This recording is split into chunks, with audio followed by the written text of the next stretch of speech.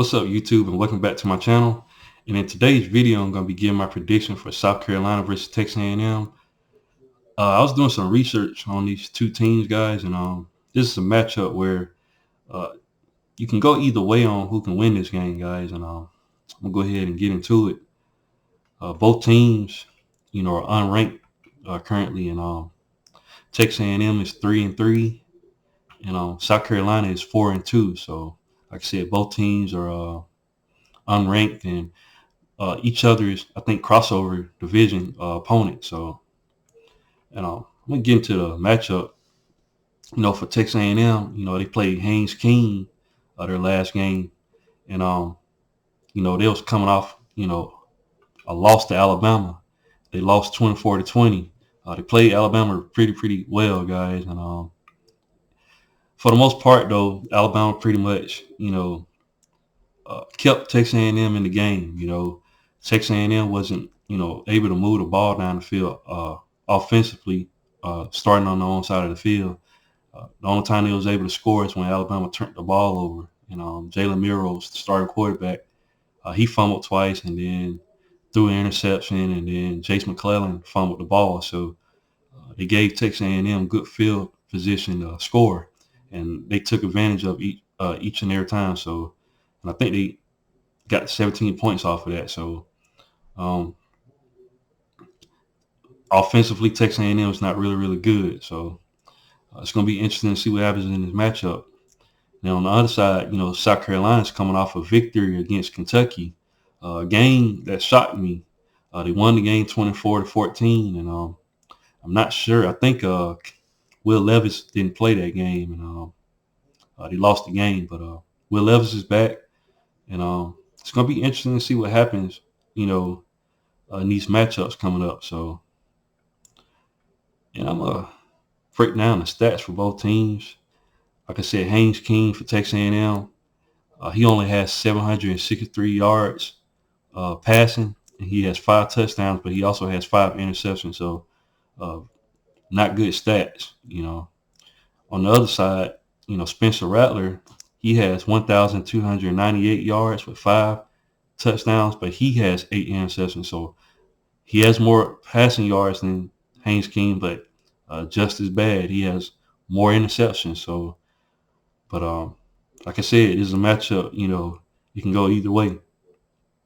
At running back, everybody knows Texas A&M running back Devin A-Chain, beast of a player, can take it home at any moment. You leave a hole wide open, he's gone for a touchdown. He has 97 carries for 528 yards with 3 touchdowns. So definitely a guy to look out for in this matchup. South Carolina has Marshawn, I think it's Marshawn. Yeah, Marshawn Lloyd. He has 75 carries and he has 434 yards with 7 touchdowns. He's no slouch of a player, guys. So definitely a matchup to look out for. Receiving, Texas A&M has Evan Stewart, and he has 303 yards on the season with 1 touchdown. Good player. And Antoine Wells Jr. for South Carolina has 375 yards and 2 touchdowns. So it's going to be interesting to see what happens in this matchup, guys. Texas A&M is averaging 21.5 points a game. South Carolina is averaging 33.7. So South Carolina has the advantage there. Points allowed per game, Texas A&M is only giving up 18.8. South Carolina is giving up 25.0 points. So Texas A&M has the advantage there. Total yardage, Texas A&M is averaging 332.5 yards a game. South Carolina is averaging 389.0 yards a game. So South Carolina has the edge there. And if you were to break that down, South Carolina is averaging 244 through the air, and they're averaging 145 yards on the ground. Texas A&M is averaging 213 through the air, and they're averaging 119 on the ground. So South Carolina has the advantage. Yards allowed, Texas A&M is allowing 365 yards per game. South Carolina is averaging 354 yards per game. South Carolina has the advantage there. And if you would break that down, Texas A&M is allowing 175 yards through the air, and they're allowing 189 on the ground. So very, very bad defensive play. Texas A&M has some talented players on their team, but they're a young team, and they're allowing a lot of yardage both sides of the ball. On the flip side, South Carolina, if you was to break it down, they are allowing 379 through the air, and they're allowing 174 on the ground. So both teams are allowing a lot of yardage on defense. So this is going to be an interesting matchup, guys. I'm going to break down the last games they played. You know, Texas A&M played Alabama. Haynes King was able to get 253 yards through the air with 2 touchdowns. So pretty decent day he had. And Devin Akane got 62 yards. You know, he didn't get over 100 yards. So Alabama did a pretty good job shutting down the run. And Evan Stewart was able to get 106 yards receiving. So if I was to break that down to team stats, Texas A&M as a whole only got 323 yards of total offense. They got 253 through the air and 70 yards on the ground rushing. So definitely going to have to pick it up, you know, playing a team in South Carolina. South Carolina can pass the ball, guys. So it's going to be interesting. They allowed 399 to Alabama. Alabama only got 111 yards passing, and they got 288 yards rushing. Like I said, in that game, you know, Jalen Miro started, and he wasn't able to pass the ball. He made a lot of mistakes in that game. So that's not really a good indication of what can happen in this matchup, because South Carolina has Spencer Rattler. He can definitely pass the ball. You know, so it's going to be interesting to see what happens in this game. But Alabama got 288 on the ground. Texas A&M is going to have to shore up the rushing defense. They're going to have to fix that. South Carolina, on the other hand, Spencer Rattler was able to get 177 yards against Kentucky.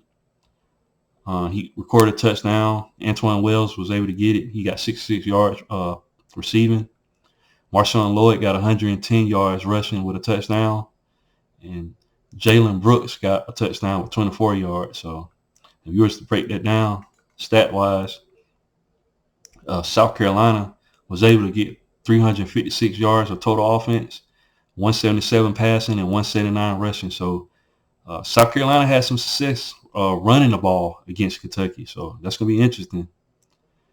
And Kentucky, you know, was able to get 299 against South Carolina.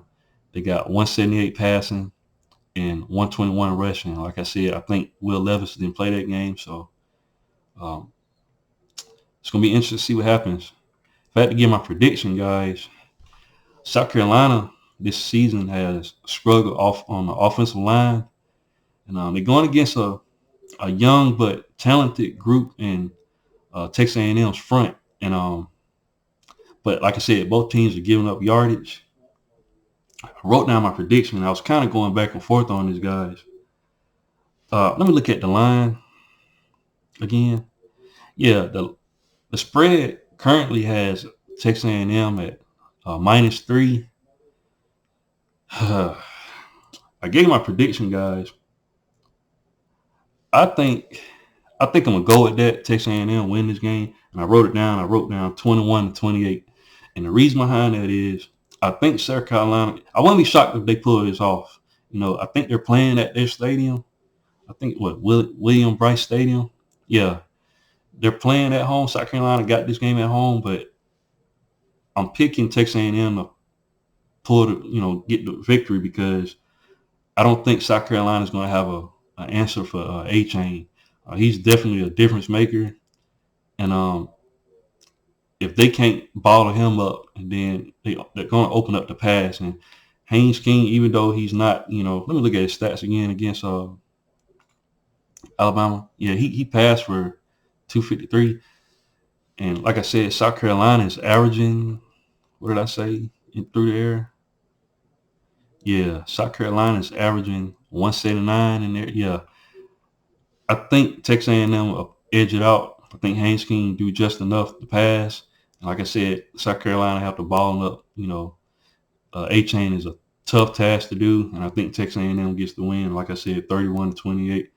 But what do you guys think? Leave your thoughts and comments in the comment section. And once again, guys, if you haven't, please like, share, and subscribe to the channel. And I'll definitely be back with more college football content. Thanks, guys, and roll tide.